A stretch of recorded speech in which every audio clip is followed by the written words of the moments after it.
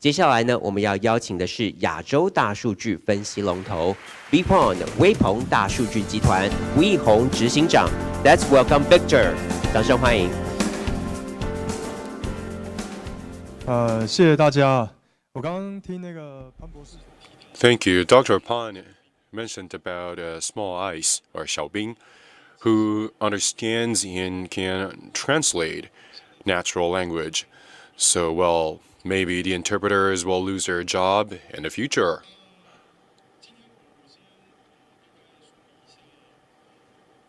In my presentation today, I have a few major points I'd like to cover. Vpon is a big data company, and I will talk about how we use AI to help our clients find their target audience. Specifically, today I will talk about how we combine big data and artificial intelligence to help the travel industry, to help businesses in the travel industry find potential customers. That will be what I will talk about today. It will be a little similar to Ming's presentation in the previous session. We are not as famous as Microsoft, so I will give a brief introduction to Vpon. Vpon is a local company, a Taiwanese company. We have 4 offices today, one in Taipei, one in Shanghai, one in Hong Kong, and one in Tokyo. Our business covers 12 markets today, including Singapore, Malaysia, Thailand, etc. We've won several awards. We've been innovating new ideas, including the fact that this year we published the first data management platform in Asia. We also published the first LBS mobile ad platform. In 2007, we won a startup award in the UK. And in 2008, we founded our company. We managed to raise funding in millions of US dollars. We now have 60 million users who frequently travel and use their mobile devices to access our to engage with us. And the audience that we can reach is between 800 to 900 million people.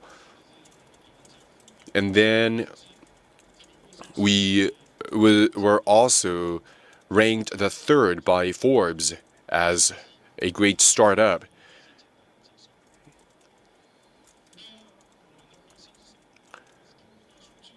Our core competency is how we combine big data and artificial intelligence to come up with cross-border marketing solutions for our clients. This is our core business in Asia. Our main clients can we can reach 900 million people, and we received more than 21 billion requests for ads per day. We are connected and interfaced with Google, Baidu, as well as a lot of major players in the industry, which is the reason why we can have so many ad requests and reach so many people. A few weeks ago in Shanghai, we published a tourism data BMP. This is a world map. Each dot, each blinkering dot represents a mobile phone or a tablet. Each spot is a mobile device. On the upper left-hand side, This is the number of people we can reach at any given time, and it's about 10 to 11 million people. Dots in orange are people who use simplified Chinese. Dots in yellow are people who use traditional Chinese, and dots in other colors are users who use other different languages. We are also able to understand which operating software that our users are using. So not only can we know what languages our users use, we can also know what operating software they're using and what apps they have installed on their phone. That can help us decide what ads would make them feel interested. As mentioned before, we received more than 20 billion ad requests per day. And behind that number is a lot of data, including the version of the operating software, the type of connection, internet connection that the mobile device is using, as well as the user itself, a lot of data. This is a map looking at the routes of traveling departing from Beijing. You can see that Chinese users mostly travel to these destinations. You can also see how many Chinese tourists are currently in Thailand, in Bali, or in Bangkok, or in Taiwan. You can also figure out how many Taiwanese tourists are in Shibuya, Tokyo. Of course, we don't have every number, but we have a good enough idea of what the number can be. We have a pretty good picture on the Greater Chinese region, which is our core business area. We're talking about AI, e-commerce, and big data today. So how is AI changing e-commerce? First of all, we can look at the size of the market. The digital travel sales worldwide has been growing year by year. Digital travel sales include platforms such as Easy Travel, etc. These are travel agencies that offer digital solutions for the travel industry. In 2016, total worth of the market was about 548 billion US dollars. And as you can see, it's growing and will be growing year on year. So that was the market size. This is a look on the breakdown by region of digital travel sales. And the orange bars are sales taking place in Asia Pacific. As you can see, the growth rate of the orange bars are the greatest, and that is because of population growth. Those who know how many people live in Asia, please raise your hand. There are almost 3 billion people living in Asia, 1.3 in China, about 600 million in Southeast Asia, 100 billion in Japan, so that's about 2 billion.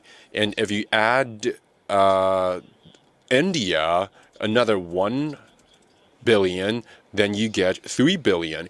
And among all Asian countries, the fastest growing population and market is China. In China, the number of outbound tourists is growing at about, only 10% of, only about 85 million people in China have passports. That's about only 67% of total Chinese population. Only 67% of the Chinese population have passports. But with that little percentage, China is already creating 26 billion US dollars in overseas spending. Those spendings are spent on luxury travel, taking airplanes, and buying real estate. So only 6 to 7% of the Chinese population is creating that much revenue. Then you can see how much potential lies ahead, especially in Asia. For example, today, we are seeing more and more tourists traveling around within Asia. For example, people from Thailand are traveling as well. And all of that is reflected in these bars, where the orange bars are growing more than the other colors. Of course, in North America and in Europe, they're growing too, but not as fast as Asia. Now, in Asia, the current output of the digital travel market is about $174 billion US, and you can see it will be growing rapidly in the future. And this is a look into China. In China particularly, the output of the digital travel market will outgrow other Asian countries.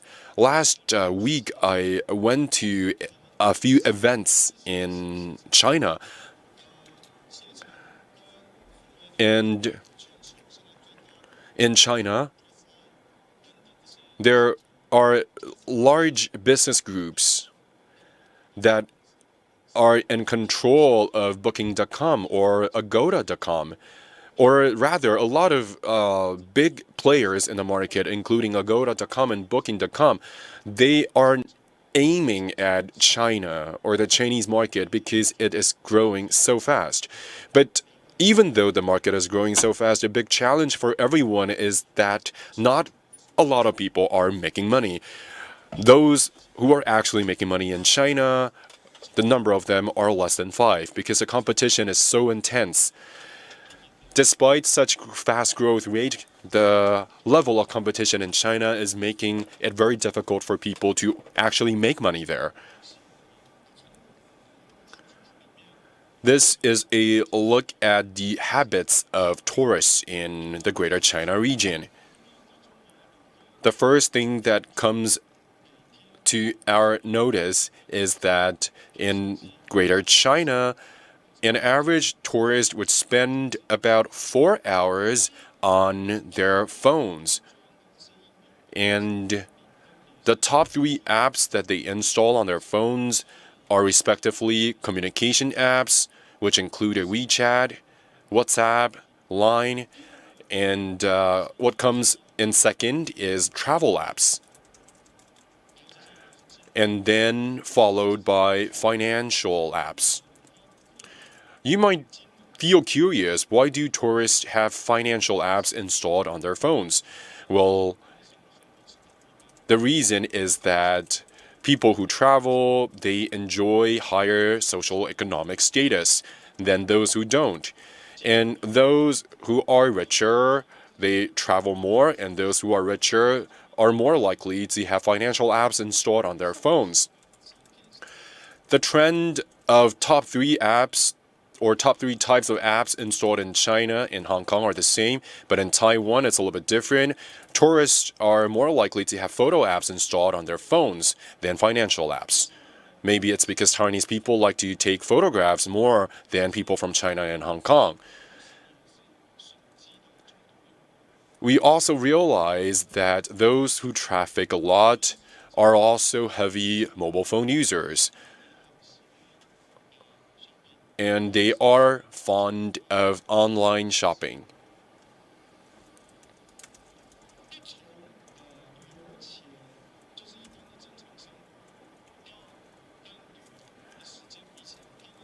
This is a look at whether people would have different behaviors during the time they travel and before and after the time they travel. You can see that the benchmark is 0 right here, and the benchmark is based on pre-trip behavior.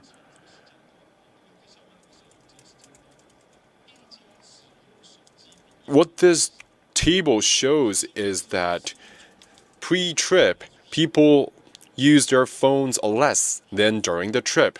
So they use their phones more often when they go on vacation or when they travel. Of course, hindsight is 2020. This is looking back on what has already happened, and you are explaining data looking back. For example, you can say that the reason why people start using phones earlier when they travel is because when they travel, they tend to get up earlier so that they can cover more grounds when they are abroad. So they go active earlier in the day when people travel. But then what happens is that theoretically, people would use mobile phones a lot during daytime. But when they travel, what happens is that they would use their cell phones less, probably because they are traveling.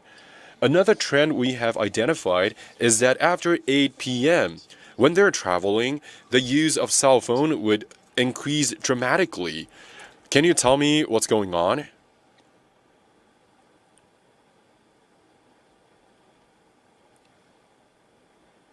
The interpreter cannot hear the speaker, so translation cannot be provided. The answer is that they return to the hotel and they're uploading the photos that they have taken during the day. Is that what you mean? Okay, do we have other thoughts on the question that I just asked? Why does phone usage rise tremendously after 8 o'clock when people travel? Oh, yes, that could be an answer. They could be Googling for tomorrow's itinerary. I need more participation here. Well, I'll give you the answer now. What we realize is that after 8 p.m., they are binge watching TV series on apps. Because these tourists, while they are abroad, they are still somewhat connected to their original way of living, which includes following the TV operas that they have been following. It's an interesting phenomenon that we have identified. This morning, it was mentioned that people in Southeast Asia would use YouTube. YouTube is the most frequently used service in Southeast Asia rather than Facebook. Perhaps people in Southeast Asia are following or watching TV operas on YouTube. So moving on, how can big data and AI help us do better business? With big data and AI, we can optimize data. For example, this is a case that we work on with a Chinese airlines called Chunqiu Airlines. We jointly worked on this project. We took their numbers into our database. We packed those numbers. We analyzed the numbers and data, and we were able to help our customers in the way that we help them better communicate with Chinese travelers in Japan, and the conversion rate increased by 36%. Okay, this chart looks simple, but it's actually very complicated. The context is that we'll be able to analyze that how much time the travelers prepare before the trip, spend on preparing for the trip, or how long do they stay in Japan, maybe 3, 5, or 10 days. Different cities will have different profiles, which has to do with the package tour that sell in the city. On the right-hand side, you see the airline route met. the distance of flight, which we are able to help Spring Airlines to set the right parameters. Spring Airlines will only have information of the destination of the members. But with this data, we know that this member, in addition to these frequent travel destinations, they also go to, for example, Inner Mongolia. So we will suggest that, well, they probably need to add another route flying to Inner Mongolia. So this is something that we can provide for our clients. This is another case study of Marriott Hotel. We help Marriott Hotel to do some location-based targeting and scenario targeting in Korea, Japan, Singapore, Malaysia, and Taiwan, Hong Kong. We were able to put different advertisements. This is Tissot, the watch. We let the users, we will be able to tell them how far they are from the distribution channel of Tissot, the watch, and guide them to the store. As you can see, the before trip click-through rate CTR is 130% higher than the benchmark, and during trip CTR is 11 and 10% higher. In C-Trip, we help C-Trip to do app download, to promote app download in Taiwan. So we'll be able to help them find the users to download these apps. I think my time is up. So let me just summarize a little bit. We are focused on data. We have around 60 million batch of Asian tourist data. And with certain algorithm, we'll be able to use AI to predict the possible action, follow-up action of these tourists. Without a big database, these algorithms will make of no good use. So we'll be able to estimate or forecast the clients, the tourists' next activity. So for cross-border marketing, we have 1,500 clients from 12 countries. With that, I'd like to end my presentation. I'll be able to share more information with you during panel discussion. Thank you very much. 执行长，谢谢。Thank you so much to Victor from Vpon.